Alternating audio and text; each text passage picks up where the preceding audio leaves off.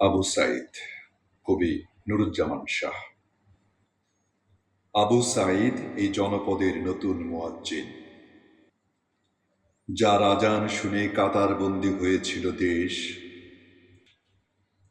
জাতি সোজা হয়ে দাঁড়িয়েছিল রুকু করবে বলে। এরপর ৫৬,০০০ বর্গ মাইলের জায়নামাজে মুক্তির সিজদা। সমবেত প্রার্থনায় সেদিন সামিল হয়েছিল ১৩০০ নদী, গারো পাহাড়, মাধবকুণ্ডের ঝর্ণা, পাহাড়ে জুমক্ষেত, নীল আকাশ, নোনা সমুদ্র। অশীতিপর বৃদ্ধার কাঁপা গলার কাসিদা, বাবার তাহাজ্জুদের কান্না, টোল পড়া দুগ্ধ শিশুর নিষ্পাপ হাসি, বাদ যায়নি কিছুই। আবু সাঈদের ২ হাতে ছিল ভোরের মুকুল,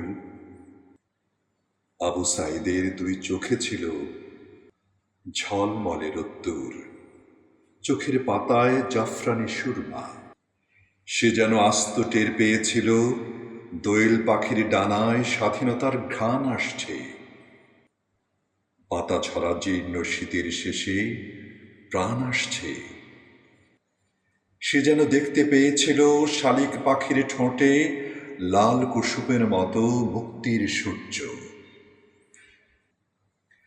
নামাজ দীর্ঘতর হল। কোটি ভিসুফিয়াসের লাভার উত্তাপ এই নামাজের নতুন সূরা। রক্ত সাগর অশ্রু নদী সাঁতরে নামাজ সমাপ্ত হল ৩৬ দিনে এসে।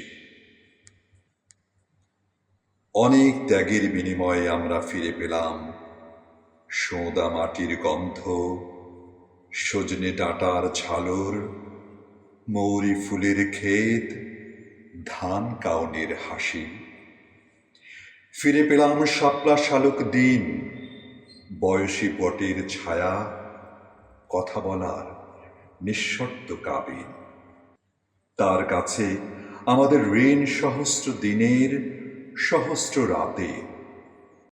এখন বেহেশতের আনার আঙুর বনে আবু সাঈদ।